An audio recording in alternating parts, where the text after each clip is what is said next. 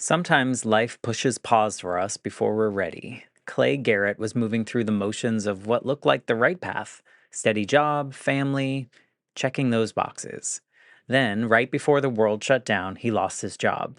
And what came next wasn't just survival, it was actually a shift into living with intention, connection, and a whole new sense of purpose. In this episode of The Life Shift, Clay shares how that forced pause shaped his relationship with his family, his work, and himself. I got laid off right before the whole thing exploded in the United States.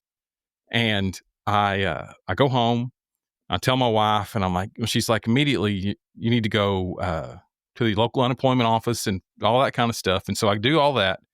And as I finished filling out the paperwork, the woman at the unemployment office tells me, she said, it'll be up to 2 weeks before you get your first check from unemployment.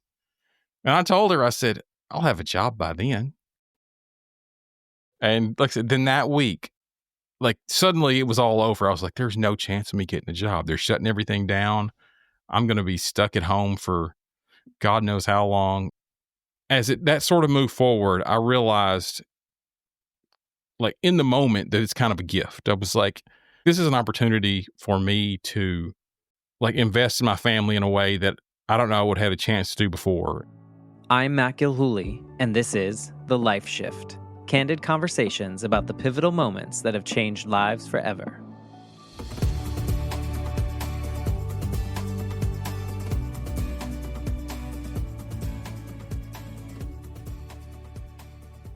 Hello, my friends. Welcome to the Life Shift podcast. I am here with Clay. Hello, Clay. Hi. Thank you for being a part of the Life Shift podcast. It is I don't know how to say this differently because I say it every time, but this is like an unexpected journey for me, something that I never knew I needed. And it came to me via the most strange way possible. And it was through a bonus master's degree that I got during the pandemic because I was bored. And I took a podcasting class, and this was an assignment. And here we are over 200 episodes later, like really on this journey of talking to people and like healing things that I thought were already healed or like that I didn't know still needed to be healed. So thank you for just wanting to be a part of the Life Shift. Oh, thanks for having me. I'm looking forward to it. I am too. I never know where these conversations are going to go, but I'll just kind of set the stage for anyone listening for the first time because you are on. This show's concept comes out of my own life experience. When I was 8, my parents were separated. I lived with my mom full time. My dad lived states apart from us, and I was visiting my dad one summer. And one day after summer camp, he brought me into his office and he had to tell me that my mom had been killed in a motorcycle accident. And at that moment in time, I was 8, did not have any tools to handle something like that. And unfortunately, the people around me and society in general weren't really talking about how to help a kid through something like that, or how to face grief head on, or mental health, or anything that we kind of talk about these days. And I just kind of pushed it down for like 20 something years. But behind the scenes, I was always like, do other people have these, like, someone tells them something and in 1 second, everything about what they thought about their life was going to be has now changed. And so now I get to talk to people about these moments, and some of them are external and things that like couldn't control, like my circumstance. But then also there's other people who one day they wake up, they choose a book off a shelf and read a page that they've read 15 times. And that one page like triggered them to quit their job, start a new business, move to another country. And so it's really been just quite a journey listening to other people's stories about resilience and transformation. And I've learned that as wildly different as our experiences are, the feelings that we have around them and through them are so similar. So it's been really cool to be able to talk to people like yourself, even before I've had a chance to hear your story. So that's the baseline of the Life Shift.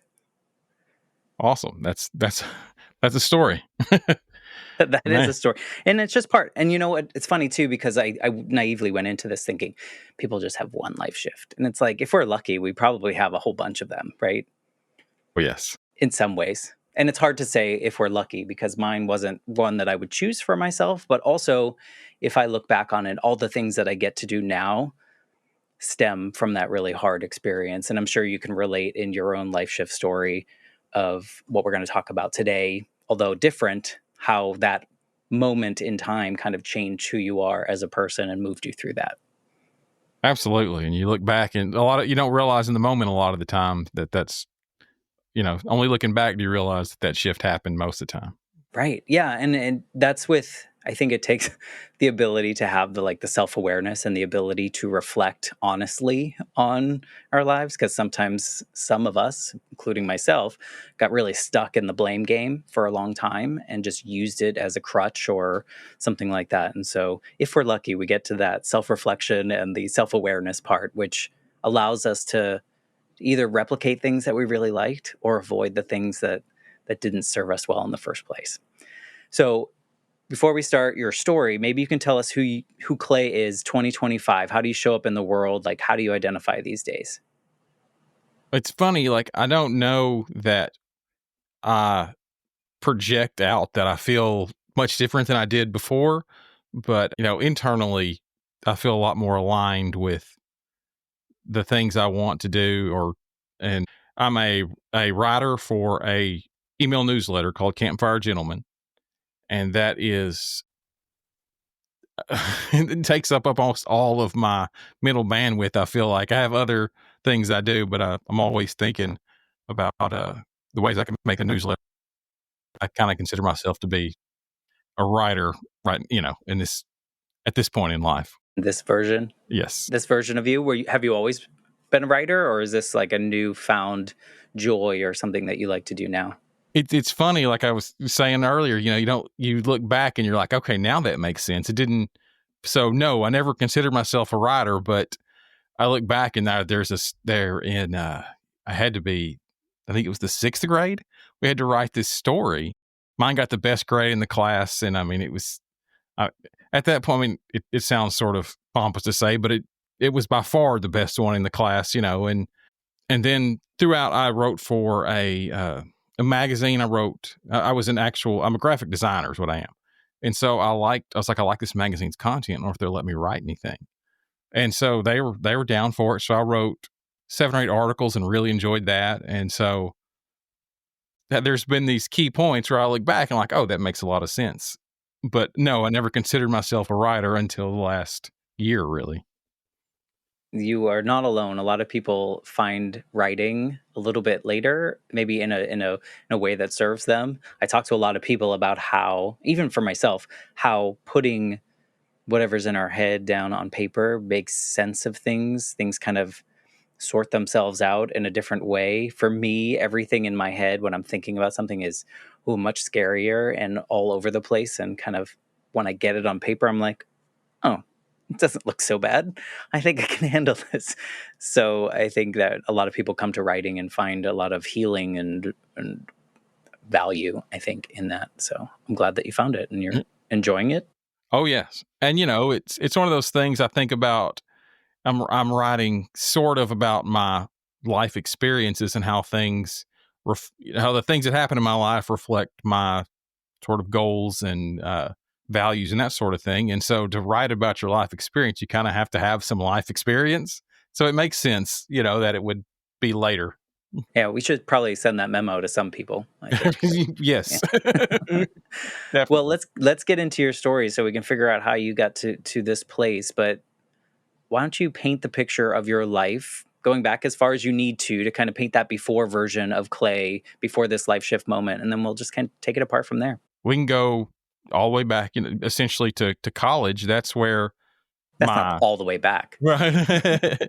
But that's kind of where my, career obviously starts. And so I go and I get my degree and get a job like I said, I'm a graphic designer. I have a degree in graphic design. I immediately went and worked for a print shop after I graduated, and then eventually went to corporate marketing and worked 10, 12 years in corporate marketing.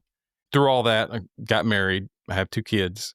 And so I'm just sort of going, the more or less the route you would expect. You're going, every job is better than the next, better pay, better status, or whatever you want to, from the previous one.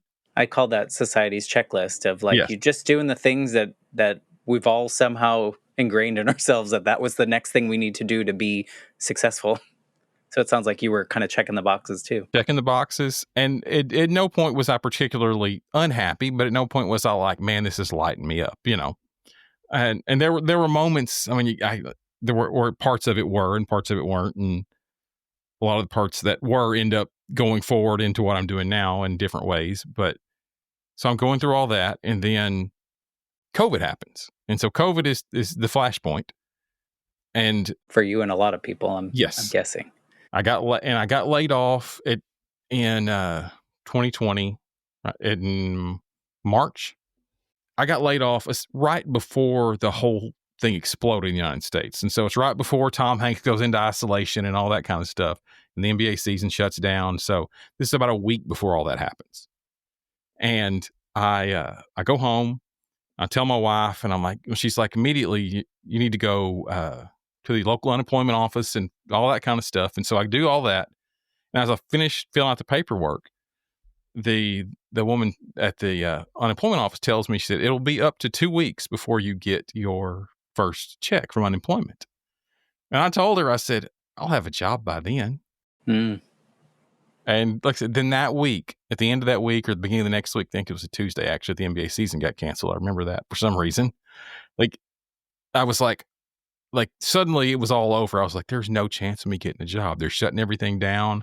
I'm going to be stuck at home for God knows how long. And then by late March, they had canceled school. And so the kids were at home. My wife she stayed at home and took care of her mother. And so she was already home. And so all of a sudden it was, us four plus my mother-in-law at our house. And as that sort of moved forward, I realized, like, in the moment, that it's kind of a gift. I was like, I'm going to be at home for an undetermined amount of time, but it could be months. And so I was like, how many people, when they're in their early 40s and their kids are, at that point, 8 and 10, or maybe it's younger than that, but around that, like, who they get that amount of, undivided time where you can't really go anywhere hardly. And so it's just us sort of hunkered down. And I realized, and I was like, this is an opportunity for me to, like, invest in my family in a way that I don't know I would have had a chance to do before. And so as that happened, I just made it a point to, like, for instance, I had breakfast with my wife every morning and I played with the kids. We played lots of Roblox, like zombie games. That's what they were into at the time. So we just played hours of that. And then I'd go to my parents' house. My dad had a wood shop, and I was like helping him build stuff with wood. I actually built this desk that this computer's sitting on right now, out of just some wood laying around at my dad's shop. And so I was investing in all these things, and I realized, like, this fills me up in a way that, the previous jobs never did. But as we came out of COVID, I applied for a job at a local healthcare center, and they offered me the job, but I was like, you know what? I don't want to go back to doing, 8 to 5, 5 days a week, that whole thing. So I was like, look, can we do a remote thing, a hybrid thing, something? Because I was like, I've got this entire life built up that I'm not going to sacrifice for a job. I can figure something else. I can make some money some other way. And they were okay with the remote thing, or the hybrid thing. And so I worked half the time in an office and half the time at home. And it allowed me to still eat breakfast with my wife, take my kids to school, pick them up from school if I wanted to. If they had appointments at the same time, I could take one, my wife could take the other. And so I just built this life that I didn't realize. Obviously, I didn't realize it was even possible before that point, but I didn't even realize it was a thing that I would want. And so that's basically kind of the pivot point, was all of these things I was noticing through COVID that I didn't, like, I don't know if I ever would have, spent hours in the wood shop with my dad, or, all that time with my wife and kids. And I know, a lot of people see it as a terrible time. And I mean, and it was for a lot of people, but for me, it was a really positive time because it sort of clarified what I wanted in life. And in my relationships. And so, Yeah, because I mean, you were on the path that I think so many of us assume is the correct path, mhm, the one yes. that we're supposed to follow, and that's what we do. It's not. We're of similar age, and I feel like our generation, when we grew up, it wasn't like it was like you had to go to college because that was going to give you the job that you were going to pay your bills with. And I feel like now there's a lot more opportunity for people to imagine jobs that don't even exist and like they can create it. Whereas we didn't, I mean, maybe we did, but I don't think we were conditioned or exposed to that enough because so many of us just went down the conveyor belt of doing what you did. And so to even imagine that, like, oh, like you could enjoy your family at the same time as doing like something that serves you in a way that can also pay the bills. It's like that just wasn't even in our vocabulary. That wasn't something we were allowed to do. And so you, like many people probably, although a terrible time for the entire world and a global devastation, at the same time, it forced a lot of people to pause and reflect. And is this what I really want? And so I feel like you're in that bucket of the people that like someone forced you essentially by losing your job. You were forced before the rest of us were to like, hold on, take a look around. Did you have a moment or any moments in which you felt like maybe you lost your identity because your identity was maybe tied up in being an employed individual? I feel like I I don't, would. I don't know if I ever felt like I lost my identity as much as like I didn't realize that you could do something that would sort of excite you. And I kept hearing the phrase, oh, basically my whole life, good job. You get a good job, and that's a good job to have, or so and so's got a good job. And so I mean, that just means, retirement and insurance, and it pays enough to pay the mortgage. And but and that's I was like, I got a good job. I'm getting a better job than a better job. That's what you're supposed to do. And there was never real, I mean, there was no dictation like this is what you're supposed to do, but you felt that all the time, that this is what you do. And so I did what you do. So, but when you Mm. lost your job, you didn't feel worth I'm probably projecting here, but like I would feel like I don't have a job. Like all my worth, quote unquote worth, is like I can't show anyone that I'm worth it anymore. I mean, it sounds like you pivoted to show everyone that you were worth it as a family member, but you didn't have any of those moments of like, oh crap, who am I? I don't know that I did feel this idea that people are going to think I'm, kind of a flake or a loser or whatever if I don't get back on the horse and get a job real quick. And then a week later, the whole world shut down. Right. And so that was sort of cover, so it didn't seem like that. And they gave me some runway to figure out what to do. But yeah, there was this moment of like, if I don't, like I said, I don't get another job soon, people are going to be like, maybe does he really want a job? Does he really want to work that hard? So that part was for sure there. And you're kind of like, no, I don't. I kind of like staying at home with my family and doing the fun things. It's kind of Correct. hard to pay the bills, but That is exactly right. Yeah. No, I don't want to work that hard on stuff that I don't want to do. I want to work really hard on stuff that excites me. Yeah. did you not enjoy graphic design or you just didn't enjoy designing the things in corporate marketing and the things that you were forced to create? I didn't, there's always pieces of it you like. And I always kind of saw it as like a puzzle that I would be putting together or like a math problem I was solving. And so there was always something fun about solving a problem. But it was like at that point, yeah, I'd been doing it almost 20 years, and it was the same general thing. There's not a lot of ton of room to move up. And I'm in a smaller area. And so that was even, pressing on me even more. Like there's kind of nowhere to go from here. There's only And so many flyers and brochures you can make, right? correct. And I expanded to do, to video and that sort of stuff, Okay. but still it's still constraining in a way that, when it's your own thing, it's just not. And so now Right. I get to write and I get to do the graphic design for my own stuff, and it excites me because it's mine, that sort of thing. And so, I don't know how to ask this question without just asking it, but were you a pretty present parent and family man before? Or do you feel like that was just like secondary to your job? I think a lot of people are married to their job and like kind of, I have this family as well. Or do you feel like, and the reason I ask that is I'm curious how big of a difference it was for you to really immerse yourself in the day to day or the all day today. I thought I was is the best answer to that, but Okay. look, but with hindsight, no, and with some stories from my wife, no, I was not near as present as I thought I was, and Yeah. there was a lot of things that, for instance, that my wife shielded me from, that because she was like, he's working, he doesn't need to deal with this, and now I can deal with those things, and she doesn't have to feel like she's got to keep everything at home, keep the ship right, so I don't get so I can focus on work and all that. Yeah.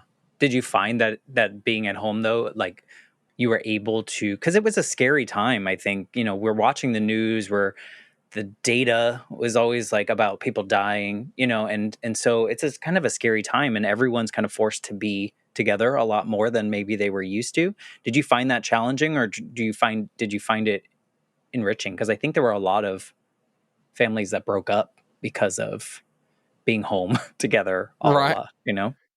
I found it really enriching and fun, and my kids and wife probably got sick of me like wanting to do stuff with them and be involved, and they're like, can we just watch TV for a second, man, and you chill out? And I was like, That's good let's though. play a game, let's play, let's cook dinner together, whatever. I mean, it's still kind of is like that now, where they're like, can we just go get on the computer for an hour and you leave us alone, man? I'm like, yeah, go ahead. Yeah. Well, I mean, it makes sense if you weren't able to do that Mhm. normally all the time, and now you have all this time, and now you know how valuable it is and how enriching it is for you. It's Exactly. so you can be a little selfish for yourself, and then your kids are like, "Get you right." They'll check you. Yes. That's how kids go. Yeah. Well, so it did it. Do you find your relationship like with your wife different now than before? Is there a difference because you spent all that time together? I think I You think don't have there to is. tell any dirty secrets, but No, it's just well, before that point, there was a point where both my wife was, like I said, she was a stay at home mom, and she took care of her mom for a long period of time. But before that, we both worked, and so it does feel much more connected than it was at the point where she worked. Which our relationship, I'm investing. What's happened during that point was I actually invested a lot more purposely in our relationship. Like, we had a great relationship. We communicated well before that. But after that point, I was like, I should actually like read about, how to communicate and how to have a great relationship. And, so I watched videos. We went to a marriage seminar, and it was like an investment that I hadn't made before, which kind of leveled it up even better. yeah. What made you want to be so intentional? I feel like that's a big lift. Yeah, well, it's just, I guess I realized before the COVID shutdown that like everything was haphazard. It wasn't like it didn't work sometimes, but no, but it was just sort of, a broken clock being right every once in a while more than anything else. And so I was like, if how much better could this be? How much better can my relationship with my kids be, my wife, my work, if I actually invest in it purposely and realize, the things that are working, I can make better. The things that don't work, obviously I can make a lot better, and things that don't really serve me at all, I don't have to do anymore.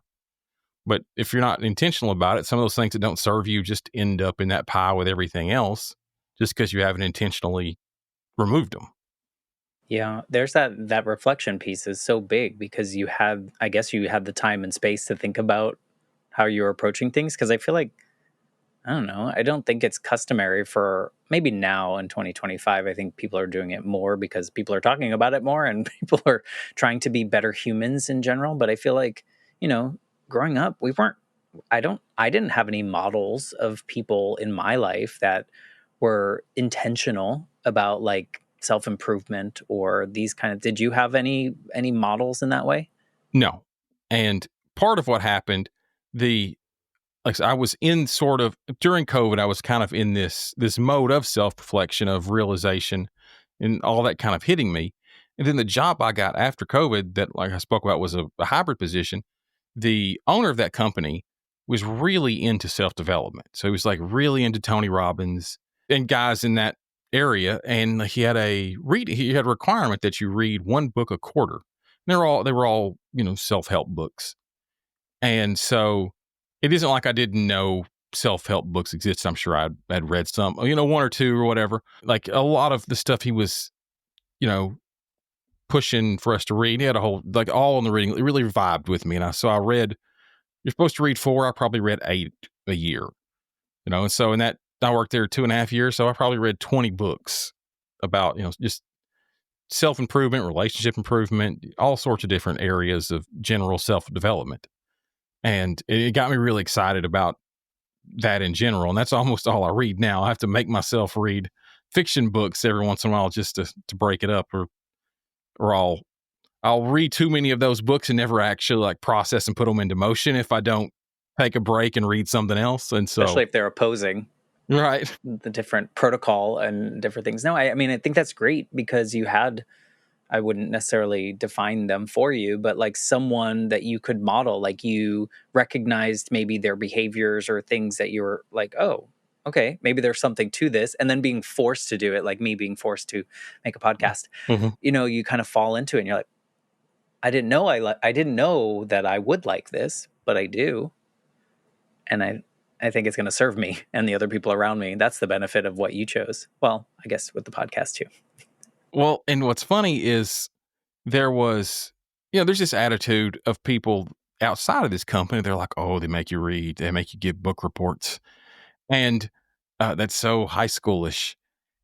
And if this was 10 years ago, I would have been one of the people saying that. Like that would, I would have taken the job, I'm sure, but it would have really turned me off to be like, I have to read these book reports. Can somebody else write them for me and all this sort, and Yeah.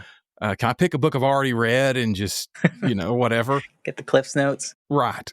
But at this point in my life, I was really excited about that. I was like, I get to learn and grow. And yeah, is that were you a learner, like a absorber of things growing up, or were you? I was always sort of a observer, for lack of a better word. I would notice stuff other people would notice. And I still do it. My wife will be somewhere and I'll be like, did you see that guy that was doing this? And she's like, how did you see that? And I'm like, I just notice everything. And so I've always sort of observed things. Okay. But you weren't necessarily seeking out ways or books or things before. And now you're like, I've seen the impact of just spending more time with the people around me. Like maybe I could level this up, and I'm like filling up my cup more than you ever had. And so you're like, oh, how big can my cup get? Right. Or how much can I put in my cup? Yep. What would you say is like the previous version of you, which was probably a fine human and a fine father and a fine husband and doing life the way that you felt was the right way? What would you say is the biggest difference between this version of you and that version? Probably the self-awareness. I mean, in the self-examination kind of, and I think that's probably it. Just I'm aware of, like I'll have an experience and then I will review that experience and be like, and like, how can I take that forward? And, what did that mean to me, and good on you. You did a book report on yourself. Right. Or like, if I didn't like it, I'll be like, well, did I not like that because, I opposed that, or because it made me uncomfortable because it told me some truth about myself? And so I will go into experiences that made me uncomfortable. And I'll like if something happened today, I would do that. But I'll look back and be like, man, when this person said this 15 years ago, it made me feel this way. Is it because it turned out to be right and I didn't think, and so that's what I will do. Yes, exactly. Plenty of experiences. I'm like, you know what? They were totally right. And that's why it made me mad, because they were right and I knew it. Yeah. And you probably knew it at the time too. And you were just mad about it. Are you a glass half full or half empty kind of person? I'm still a little bit of a pessimist, to be honest with you. Okay. Like, I don't want to be, and I'm always like, I should be, and I will do that. Like we were talking about reflection, I will be pessimistic about something, and later on, I'll be like, that's really not a good attitude, or I'll think that about people a lot of, I'll think, oh man, this person said this, and because they're this type of person, then I'll be like, no, they're probably not. It's probably me projecting that on them. I don't even know them hardly, and what does that say about me to think that about them? And so I do a lot of that now in a way that I never did before. And so I think I'm becoming less of a pessimist, but I still have to fight it. Yeah. Well, I mean, it's so much of it is the intention, though. Like you said, like if you're intentional about it and your self-awareness that your tendency is to be a little bit more negative, then if you're intentional about it, then at least you're kind of moving in the right direction. And I have another question. Are you someone that likes to take risks, or are you more like risk averse? I'm generally more risk averse, but I am more open to trying things than I used to be for sure. Or like I'm very much like I might not like this, but let me try it and see if I can figure out what I don't like about it and are there pieces of it I do like. And so like I'm not particularly excited about like social situations, like large groups of people, things like that. But recently me and my wife have gone to more like, our local church, gone to like couples things. And these are things both of us are uncomfortable with, but we go to them Can be just uncomfortable together. yes, to be uncomfortable together, to experience that and be like, and most of the time, nothing is as bad in real life as it is in your head. And so you go to have those experiences and you're like, hey, that wasn't that bad. I can occasionally, make a complete thought in front of people. Yeah. Like we can go back to another one of these, or like the marriage retreat. That is not something that I would have ever done. For so many reasons, I'm sure. Yes. Like I said, 4 or 5 years ago, I wouldn't have done that. And I was really excited about going, and Really. taking the workbook home and reading it and practicing the stuff that they laid out and all that kind of stuff. That's great because I think so many people think of like, oh, you're going to a marriage retreat. Like there's like this negative connotation because nobody knows what they actually are Mhm. unless you've actually gone to one, Right. right? And so I think that's huge because that just shows like intention. It's not we're not going because there's problems. Well, I'm just projecting here. We're not going because there's problems. We're going to make it even better. Like Exactly. and I think people just see it like, oh, that's the final straw. Is that how you would have thought 5 years ago? Oh yeah, yeah, yeah. And I Okay. thought this. I was about to say, you see the same attitude with like self development books, and I would have had that same attitude. Like, why are you? Yeah, you'd be like, why do you need that? Or like there's an old like George Carlin joke about like if you have the motivation to buy the book, you don't need the book kind of thing. Which I know it's a joke, but I was like, that's what I used to kind of believe. I'm like, you care enough about self help, you don't need to buy the book because you already care. But I get that was my attitude way back when, but now I'm like, give me more of those books. Where's the next one I can read? Yeah, I mean, something similar. When I first started this podcast, I'm sure I did, but I had not encountered people talking about coaches as much as I have through this podcast, which is it's neither here nor there. But at first, I was like, what? Like in the same sense of like, if why do you need a coach? Like you can like, why do you need a life coach? You're living, and it's someone. And it sounds so simple, but maybe someone listening will connect with them. But like people that are in sports have coaches, and they go to people to help them get better at things. It's not they're going because they don't know how to do it. It's just they're trying to get better to level up, and they've gone as far Mhm. as they can on their own. And it's like, oh yeah, if we equate it to like a sports coach, I think it makes so much sense. But again, I think maybe not so much now. 5 years ago, coaches had there was a different connotation that came with it. And so I think that's probably how marriage retreats are seen then versus now. And like the sports coach is a good analogy because yeah, if you, for instance, if you're a quarterback in the NFL, they have all sorts of coaches, and they have like a mechanics coach and a throwing coach, and it's just like they're just trying to get 1 or 2% better. Like they're all on a scale of 1 to 100. They're already like a 94. They're just trying to get to a 95 with this coach, and they're trying to go to 96 with the next coach. And, and you're like, why are you already at a 94? Why do you need to go any better? And it's like, because they can see, they have the vision to see if I could just get this little piece right. And I can't do it by myself. But if I can get somebody who can have a 10,000 foot view and be like, if you just tweak this one little thing, you'll get 1% better.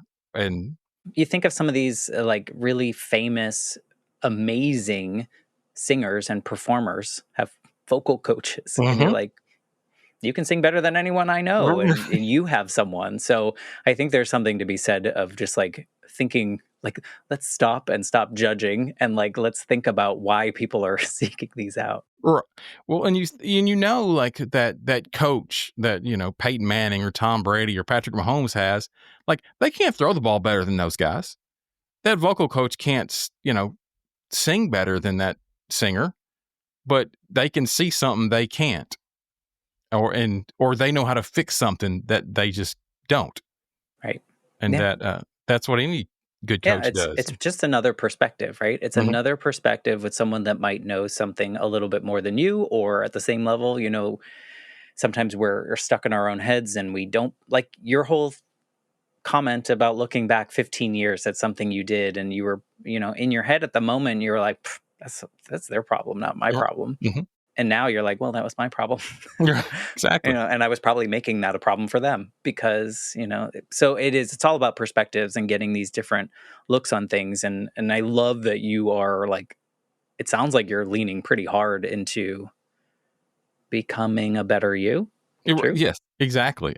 That's always what I'm thinking is like, what can I don't know that I think about it in like the micro sense. Like I think of it more like, how can I get better? Like, I guess I don't think of it like I was describing with, the quarterbacks, like I'm going to get 1% better at my marriage. I just think of it more like, here's another perspective I'm going to dive into. And I bet I'm going to look back at it a year from now and realize I took some small piece from that book or from that retreat. Or, I read that productivity book and 99% of it I didn't take with me, but that 1% I took made a difference. But I'm not going to notice that difference in real time. I'm going to notice it looking back. And so that's part of what I'm thinking is I'm just going to get as much information as I can and try some of it, see how it goes, see what feels comfortable. If it doesn't feel comfortable, I wonder why. I think that too. I'm like, man, I don't like doing that. Why don't I like doing that? These people do this and they're successful at it. Maybe I should just stick with this a little bit, And has anything blown up in your face with like your new like exploring of different ways to do things? Have you encountered it? Because I feel like we all have. But one thing I tried in multiple ways, multiple times, but I still struggle to get up before 6 o'clock. I'm like, I read a book recently, about talking about getting up at 5 o'clock in the morning. I'm like, I'll try that. And I'm like, I just can't do it. Like, and I feel like, and part of it's, going to bed late, but so I'm like, I read a book about going to bed a particular way and waking up a particular way. And it's like, it just stays the same. It feels like, but yeah. Do you lean into like meditation or journaling or any of those things? I know a lot of people, I'm too type A for both of those. I've never journaled too much. I mean, I've tried it off and on, and it almost feels almost to have to have like it too rigid, which almost makes me feel like this isn't the point. But I really do like meditation. I literally got back on it this week, Monday. But there was a time I probably didn't meditate for 6 or 8 months before this, but there was a time where I had I went through Headspace and did a bunch of stuff, then used the Calm app, and found some free stuff. But yeah, I mean, I meditated 3, 4, 5 days a week for a year or two. And did you notice the difference? Yes. Oh yeah. Like I felt so like it really did make me feel calmer. And so science does work. What do you every once in a while science is wow. right. Yeah. Wow. Yeah, I'm one of those people, and maybe you were like this when you first started, where I'm like, am I doing it right? And you're just like overthinking, and you're like, well, this is not calming me down. This is just stressing me out a lot more. And I don't think I'm alone in that, but no. I just have to be like you and push myself to do it a few more times so that I can finally see the benefit. But I'm too stubborn. Sleep was one of those things that I struggle to go to sleep, and then that frustrates me because I can't sleep, which makes it even more difficult to sleep. Yeah, you're like, why am I not sleeping yet? And then I'm like, I'm supposed to get 8 hours of sleep, right? 7 at the least. I gotta get to bed. And so I could imagine like transferring that idea to meditation, and you being like, I'm not supposed to think about stuff, but I'm thinking about stuff, and I'm ruining this whole thing by thinking about thinking. And so I, We're our own worst enemies, and I think if we could just all chill and relax a little, maybe you'd be able to fall asleep a little quicker, and I would be able to meditate, and we'd be in a better space. But we're all on our own journeys, and just like it took you X amount of years to find this more intentional approach to your relationships and what fills your cup, and being a better you, not for other people but for yourself. We'll all get there if we're willing and wanting to create a better life. Do you feel like your life is quote unquote better now, or is it just different? I think intention is always better. So yeah, I think it's better. Like if you're doing what you're doing on purpose, there's some ownership of that I think it always makes your life better.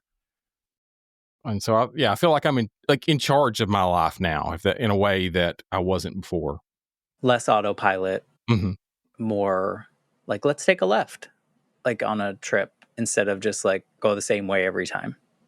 Well, and it's funny talking about taking trips. Like we went on vacation a month ago, and we're like, well, let's just like the kind of the stereotype is we have to make it with a certain amount. We're making good time, the get up at some ungodly hour to drive to get there by 10 o'clock or whatever, and no stops, no bathrooms, that sort of stuff. And this time it was very much like, let's just have fun with this. Let's this we stopped at this amazing bakery that didn't even know was there. We're like, let's see what we stopped, went to a gas station. We're like, let's see what's around here real quick. And so we spent just an hour detour in this little town on the way to the beach. But no, before that, I've been way too concerned about, getting there on time and get that. We got to do that, and Yeah. I mean, you were working 40 plus hours Mhm. a week. So I wonder if part of that plays in. Like, I need to get as much time in X place where I'm going to the beach. I need to be at the beach for extended amount of time because I'm going to be at work the rest of the week. And I think maybe now, are you working full time somewhere else? Or are you building for yourself? I'm working for myself. Between the newsletter and I do freelance graphic design, and Okay. So you make yeah, your own hours, and exactly. is that harder? It can be for sure. Like it's kind of like I oscillate between like working way too much and like taking the day off. It's not like it's usually not I'm sitting down at 8 o'clock and working till noon, taking a lunch break, then working to 5 or what. It's like on Monday I had some plan, but this happened, so we're like, we'll just push that off all till Tuesday, or I'll get really excited and into something, and my wife will have to be like, "Are you going to come eat dinner anytime soon?" But then you also now have this responsibility that maybe you didn't have for the first 40 years of your life, of like, you're responsible for bringing in business to fund your stuff versus showing up somewhere making a bunch of flyers and brochures and things that are really boring, but still getting a paycheck no matter what the tasks are. Do you find that part challenge? I think that would stress me out the most. There's definitely some stress to that for sure, and you always have to. I mean, part of me is like I have to always be trying to find customers, but like in corporate marketing, it was very like people were very paranoid actually, and so I lived in sort of this paranoid environment where they're always worried about the competitor, and they saw we ran an ad. We were going to run this ad, and this company ran a very similar one. Did they have some inside knowledge about the ad that we were going to run, and all this sort of stuff? And I was like, so I'm trying to have as little of that culture in what I do now. And so part of me just thinks I'm just going to do a good job, and eventually the people that I resonate with will show up and want me to do that work for them. Yeah. So what is like What is a majority of your business involved? Like, what are people coming to you for that you're producing or creating or doing for them? It's turned out to be nonprofits. Okay. So graphic design for nonprofits, is most Yes, of it graphic design and then the writing is more side correct. thing? Okay. So and I do some social media management, like lots of graphic design for. There's a local animal shelter I do a lot of work for. There's a local, what do you call it, community downtown beautification type thing that I do a lot of work for. And actually, the previous company that I worked for, that I was telling you, the owner just had a whole book reading program. He actually has a self development program as well, and so I do a lot of their. They have a journal, a planner type thing, and so I do all of that design work, and so So that's that cool. doing those kind of things is, do you feel that you're best and most aligned now because it's like nonprofit stuff that like feeds you differently than kind of that corporate approach to like just beating out the competitors, but rather there's a purpose behind it? Feels like that would be It's yes, enriching. it's much more enriching to do that kind of stuff, and it's much more like if I mean I can't, if there's a somehow a competitor nonprofit, it's all kind of feels like the same. Like there isn't this paranoia like they've stole my idea or they beat us to this thing. It was like we're all part of this thing together when you're doing nonprofit work and stuff like that. And so Yeah. yeah, it's a different feeling for sure. So you feel just in all aspects of your life, you just probably feel more fulfilled of a human these days than say pre-COVID. hmm Did Feel much more aligned with my, Yeah. my values with what I do for Was sure. your job did your job go away because COVID was coming down the line, or was it just a happenstance that it happened at the same time? I don't. I think it happened because of COVID, but it was in the automotive industry, and so I think probably since it already was going on in China, I think it was affecting a lot of I know it eventually affects a lot of the computer parts that go in cars and things like that, and so I think that was happening Got it. then, and so they had a really bad November and December and into January, and so that was. But I think that's probably they were feeling the effects of it before. Yeah, and they didn't know we were gonna shut down. Right. Yeah. So if you this version of you, this more intentional, this show up in the world differently, or maybe just more aware of things, if you could talk to that version of you, maybe not right before COVID, maybe give me a year before COVID, you're going to your job, you're just kind of checking the boxes. Is there anything that this version of you would want to tell that version of Clay, checking those boxes and just showing up daily on autopilot? You know, I would tell them that I would tell them to be that the intention is really what's going to matter. Like to be intentional. That all these things that are happening to you, if it's good, it's just sort of lucky. And so invest more intentional time in the things you care about. Yeah. Or find the things that really light you up. Because it's not like I cared about my wife and kids any Right. less before that point. Right. It's just, but it makes sense that you should invest mostly in the things you care the most about. And I wasn't doing that. And I wasn't doing that because didn't have that thought process. Right. It wasn't out of like neglect. It was just that was the way that your life was going. And I think sometimes we don't slow down to even like pay attention and invest in the things that maybe we don't even know yet if it would light us up even more, but maybe we should. And it's not possible. You can't travel back in time and tell him. And maybe all of these things, I don't know if you feel this way, maybe all these things that unfolded of losing your job before COVID and then COVID lockdown happening and all these things brought you to this version of you in this way. Because had you not lost your job, maybe you never would have met that boss that forced you to read all those books. And Right. do you feel that way? Yes, I definitely feel like like I'm in the place I'm supposed to be in, which means the things that happened to me were supposed to happen to me. Yes. So I definitely feel like this would not have happened without, there's no way I would have stopped without COVID forcing me to. So I know that. You would have been on the conveyor belt, probably still feeling successful and feeling like you were doing the right things and probably were doing the right things, Mhm. but maybe it just didn't feel as valuable as it does now. I think that's really relatable. I think, especially with COVID, I think it forced, I should say, not COVID specifically, but the lockdown and the pandemic experience that we all had.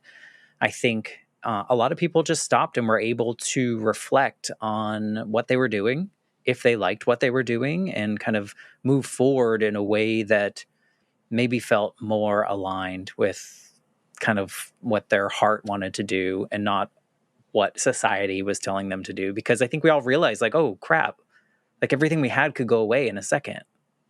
Exactly. And you realize that the things that that that you want, like, somebody else is doing them, and so there's a way to do them, and they don't have, and maybe they don't, maybe doing that wouldn't make you the amount of money that you're making before, but how much money do you need, and is that, if you could make X amount from doing something you really love, would that be worth it? Yeah, but we weren't brought up that way. We weren't taught that in school. That wasn't the road that at least our generation was like kind of moving towards intentionally. I think it's more so now. I think the last maybe 10, 15 years people were or see more and there's more possibility, or it feels like there's more Yeah. maybe I'm just jealous. But I think it's a you just didn't know. And now you had the opportunity to sit down and go, "Oh, now I know." Well, Because now I and have to also, do these things. also realize, I mean, like, you can sort of, the previous generation had, you got one job and essentially you had that job. Maybe you made one job change, but it was the whole time. And you realize now, like, you don't, I mean, you can work for whatever 5 or 6 years on some job, and then you can essentially take a sabbatical basically, and work some, you can do some gig jobs or whatever and do something you really love for a little while. And it's not like that's got to be permanent either. Yeah. There's less of a stigma now too. I think before there was a stigma if you weren't at a job for a long amount of time, but now the companies don't have, like, employees and employers don't have the same loyalty that they did 50 years ago to each other. So, I think that probably helps us create our own lives. So curious if people are like want to know more about you, connect with you, look, read your stuff, get your services. Like, what's the best way to find you, get in your orbit? Campfiregentleman.com is where everything is at. That's where my newsletter is hosted. That's where some of my blog posts. That'll get you to social media if you're interested in following me there. But yeah, everything is at campfiregentleman.com. And is that gentleman or gentleman? Gentleman. Gentleman, singular. Just you. You're a It's just me. campfire I'm the gentleman. gentleman. Yes. And if someone listened to your story today, they're like in the place that you were and they're like really resonating with what you said and want to reach out to you and share their story with you, are you open to that? Absolutely. And I love talking about lighting me up. When I get an email, it with somebody telling me what's going on in their lives, and I feel so inadequate to answer whatever problem they're dealing with. And usually I just tell them, because and I mean it, that's amazing that you're going through that and you're still going, just the fact that you're willing to go forward and keep trying to scratch out a life after some of this stuff you've been through. And usually they're like, thank you so much for listening to me. And it's just amazing how many people out there just feel like nobody's listening to them. And so I love getting emails from people, and like I said, and just connecting with them, and it's It's it's great. it's amazing. Yeah, no, I highly encourage people that are listening to, if anything that Clay said like clicked with you, even if it was something that you think is so like inconsequential and throwaway, like reach out, because there's something I've realized. I always knew the power of story, but I didn't realize the power on the different parties to the story. Like the person telling it, there's so much power in just being heard and being validated and being able to talk to someone. There's so much power in us being able to like hear your story and see ourselves in it in this like mirror sense. And then there's like that outside listeners that aren't part of the conversation that now are hearing the back and forth and learning from that. And so I highly encourage, and not just Clay, but anybody that you hear their story or something connects with you, just connect with someone else. It'll bring us all together a little bit more than just staying in our own silos. So, thank you for sharing your story in this way, Clay. Thanks for having me. I enjoyed it. I am always honored and always not surprised, that's the wrong word, but it's always amazing to me how every time I hear somebody's story, I see a little part of me or something that I've done is validated. And so I'm just so honored that people reach out and want to be a part of this show. So thank you for doing that. And so honored that people listen to the show. And after almost 4 years now, that people are still listening. So thank you all for that. And I'm going to say goodbye right now, but I'll be back next week with a brand new episode. Thanks again, Clay.